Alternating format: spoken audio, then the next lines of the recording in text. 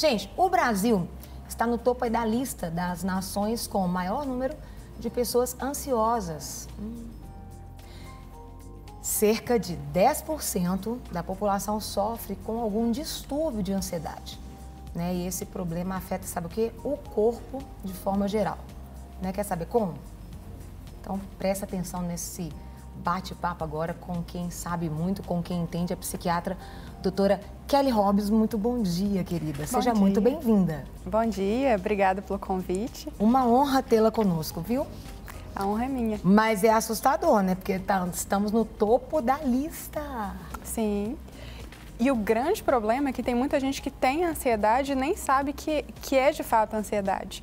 O tipo de ansiedade mais frequente, que são as chamadas fobias, é o medo de agulha, o medo de altura, medo de algum inseto. É a fobia, é o tipo de ansiedade que é mais frequente e que a maioria das pessoas nem acha que é um transtorno de ansiedade de fato. Aí eu pergunto, doutora, quando a gente fala que está no topo, isso aí é muito sério no sentido de que hoje não tem uma faixa etária que tem ansiedade. Está englobando todas as faixas etárias? Sim.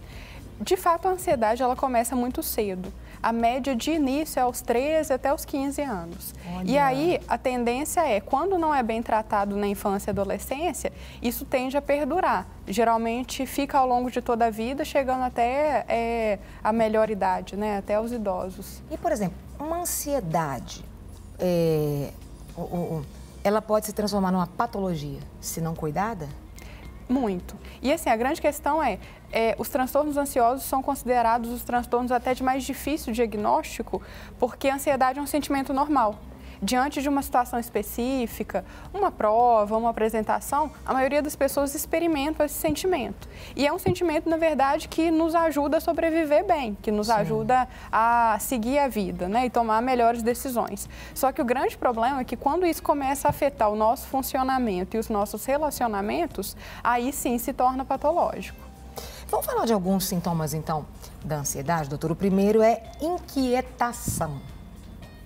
É aquela sensação de não ter um lugar específico e não saber, não conseguir se concentrar em uma coisa. É tipo, não está me cabendo aqui, esse lugar não me cabe, todo lugar, os lugares não te cabem. Exatamente, é como se fosse uma agitação interna. É porque tem gente que às vezes assim, isso aqui, inquietação, pode ser externa, mas pode ser interna também. Sim, sim. Tem muita gente que não parece ser ansioso, mas por dentro, assim, é uma bomba relógio de ansiedade, né? Está correndo um sério risco, é quase um vulcão entrando em erupção. Sim. Tem aqui uma pergunta, né, e a gente gosta de privilegiar também os nossos telespectadores, lá de Anápolis, doutora. Ele falando sobre a luta que ele tem na mente dele, de que, por exemplo, ele não irá casar e não ter filhos, que é o sonho dele, casar e ter filhos, né? E com relação à ansiedade, né, o urologista receitou a ele remédio para disfunção erétil e psicoterapia. Sim. Isso aí, por exemplo, o pensar, o sofrer antes, isso pode gerar uma questão que vai afetar o físico, porque aí ele foi até ao médico e ele está até sendo medicado. Sim. E a ansiedade parece que começou na primeira frase, não irá casar. Porque assim, quem disse que ele não vai casar, né? Porque o ansioso, ele tende a catastrofizar e se enrijecer diante de afirmativas que não necessariamente são verdadeiras. Sim. Do tipo, eu não estou casado hoje, mas eu não sei se eu vou casar no futuro. Sim. E muitas vezes, quando a pessoa não está casada hoje, não tem uma perspectiva, a pessoa generaliza e catastrofiza, ou seja, eu vou morrer solteiro. Então, assim, a grande questão da ansiedade é até os nossos próprios pensamentos, porque a gente acaba acreditando neles e geralmente nem é verdade, do tipo, não vai casar ou vai morrer solteiro, isso não vai acontecer necessariamente. Ou às vezes ele escutou alguém falando isso, né, doutora? Exatamente. E aí ele acredita que aquilo se torna uma verdade para ele, né? Sim, sim. O problema da ansiedade parece que a raiz é exatamente essa, porque as pessoas têm uma tendência a se enrijecer dentro de afirmativas internas que não necessariamente correspondem à realidade. Tem uma outra característica, gente, além da inquietação, tem a fadiga. Olha que interessante. Sim, a fadiga ela está muito relacionada à sensação de tensão muscular, sabe? Sim. Porque imagina, se eu estou o dia inteiro apreensiva, preocupada, é claro que eu vou ter tensão muscular e eu vou chegar exausto ao longo do dia, né? A tensão e a fadiga são sintomas muito relacionados. E aí até quando você comenta, até tem a tensão muscular. Uma coisa vai afetando a outra, né, doutora? Sim, sim. Porque a ansiedade, por ser um sentimento normal, ela é uma hiperexcitação de um sistema que a gente chama de sistema nervoso autônomo. Sim. É o sistema adaptativo que faz com que a gente esteja bem adaptado diante de situações que nos colocariam em risco. Do tipo, se eu vejo um leão, eu vou ter uma sensação até de tensão muscular, até para me preparar para tomar uma decisão. Agora, a pessoa ansiosa é como se ela estivesse presa em uma jaula com um leão ao longo do dia inteiro. Então, ela fica tensa, ansiosa, apreensiva, com uma excitação aumentada desse sistema nervoso, que a gente chama de sistema nervoso autônomo. Aqui tem participação também, falando aqui a Paola, eu tenho muita ansiedade com as coisas. E quando fala assim, com as coisas, generaliza, né? Com tudo, né? Sim. Isso é um problema, porque a gente está sempre vivendo mudanças, né? A gente está sempre tendo algo novo, a gente não tem controle das coisas. Sim, sim. É aí que está a grande dificuldade da gente diferenciar o normal e o patológico. Do tipo, é claro que eu tenho que ficar preocupada em não deixar minha porta aberta. Eu saio de casa, eu tenho que trancar. Sim. Eu tenho que ficar preocupada em eu não me esquecer das fichas de todos os pacientes que estão no meu arquivo. Sim. Então, assim, a preocupação, ela faz parte da vida. Só que a questão é, ela atrapalha ou ela ajuda? Se a preocupação contribui de alguma forma e ela não afeta os seus relacionamentos, talvez seja o sentimento normal. Agora, quando começa a afetar, aí surge um grande problema. Um sinal grande, na minha opinião, já adiantando mais um sintoma, é a irritabilidade. Era isso que eu ia falar. Essa irritabilidade, tipo assim, tudo me estressa, às vezes aquela coisa que não seria um motivo. É um motivo para, não aguento mais. Sim, porque é exatamente isso. Geralmente a pessoa ansiosa, ela está tensa, apreensiva e ela está como se fosse hipervigil e alarmada. Sim. E aí qualquer coisa que o outro fala, a pessoa que já está meio que preparada para a briga, ela interpreta de um jeito exagerado e acaba discutindo. O pessoal que está participando, né, o Gealdo, ele é... Gealdo, você é de onde? De onde? Bahia. Pé de Serra, na Bahia. Falando muito importante, né, esse tema para ser discutido. E tem mais um outro sintoma que é dificuldade de concentração. Hoje tem falado muito do TDAH, sempre vai ser assim ou não necessariamente vai ser um TDAH, mas a pessoa tem dificuldade de concentração? Sim, eu gosto de dividir as dificuldades de concentração em primárias e secundárias, né? As primárias talvez seja de fato um transtorno do neurodesenvolvimento que envolve dificuldade de concentração, mas existe um grupo enorme de pessoas que tem como se fosse a dificuldade de concentração secundária. Secundária é um quadro depressivo, secundário é um quadro ansioso, secundária é a dificuldade do sono, né? Então, assim, geralmente essa desatenção na ansiedade, ela é secundária. A pessoa está tão preocupada com tantas outras coisas, como que ela vai conseguir se concentrar em um livro? Do tipo, a pessoa pega um livro para ler, ela não aí tem fica foco. não tem foco, porque pensa em todas as outras coisas que ela deveria estar fazendo naquele momento. E quando ela faz aquelas coisas, até também em movimentação, já pensando em outra coisa também, né? Exatamente. Ela nunca vive o presente. Sim, sim. E, na verdade, uma das soluções e tratamentos da ansiedade é exatamente a pessoa buscar a viver o presente e suportar o presente também. Suportar sem necessariamente reagir de um jeito exacerbado. Gente, vai mandando, tá cheio de perguntas aqui. Tem uma outra, coloca seu nome e o nome da sua cidade. A Paola tá assim, eu fui fazer... eu não tenho paciência com os outros. Fui fazer uma maquiagem e ela estava muito ansiosa para ver como que ia ficar a maquiagem. Olha pra você ver. Sim. Sendo que durante a maquiagem relaxa para as coisas caminharem. E aí nem consegui esse processo. Como trabalhar isso, hein, doutora?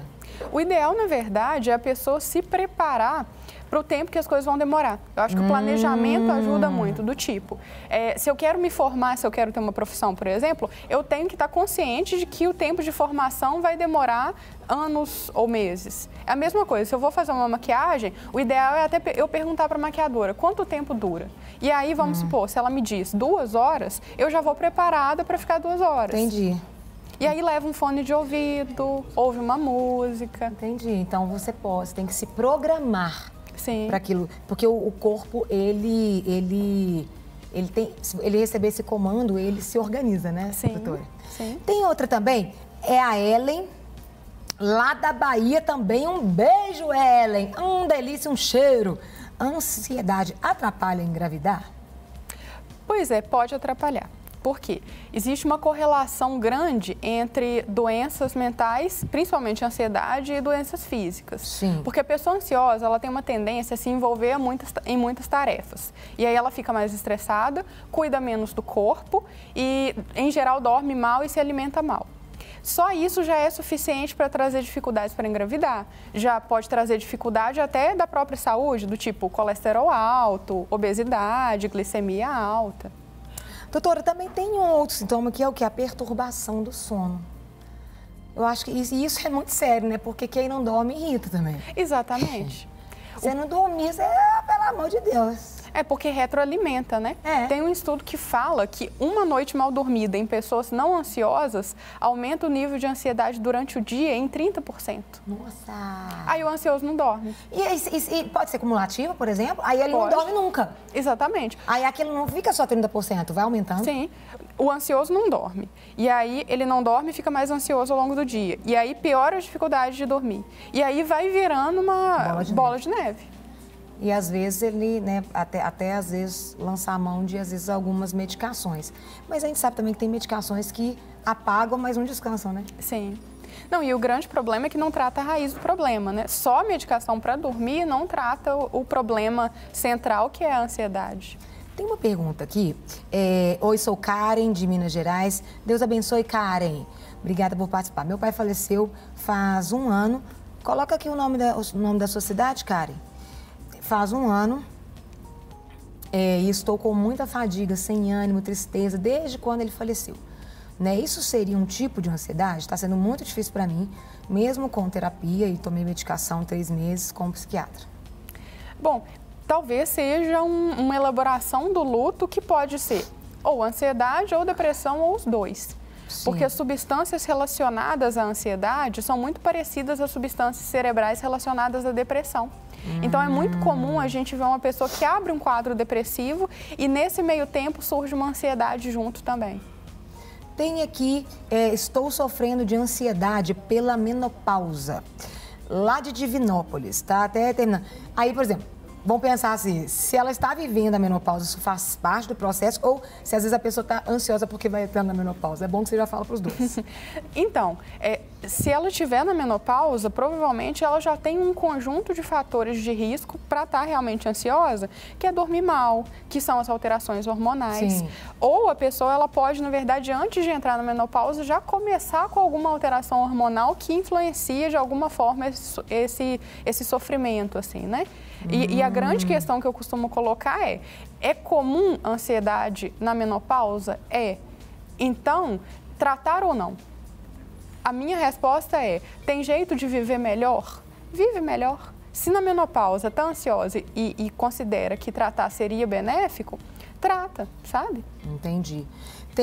Mas tem aqui, o pessoal tem gente perguntando, a ansiedade tem cura? Tem cura. Olha. Tem uma grande cura. É claro que tem pessoas que têm uma personalidade mais ansiosa. Sim. Essa personalidade mais ansiosa, que na verdade está relacionada até a alguns transtornos de personalidade, o ideal é tratar em psicoterapia. Agora, o transtorno de ansiedade generalizado, o transtorno do pânico e as fobias específicas, todas elas, o tratamento tem início, meio e fim. Começa o tratamento em média 2 anos em um primeiro episódio mais ansioso. Depois de 2 anos, a pessoa tem que ter alcançado uma remissão completa e depois é ponto final. Não quer ficar um segundo por fora da nossa programação? Agora você pode nos acompanhar através das plataformas digitais. Não perca tempo. Acesse, curta e siga-nos. Fique por dentro de tudo o que acontece por aqui. Rede Super, inspirando você.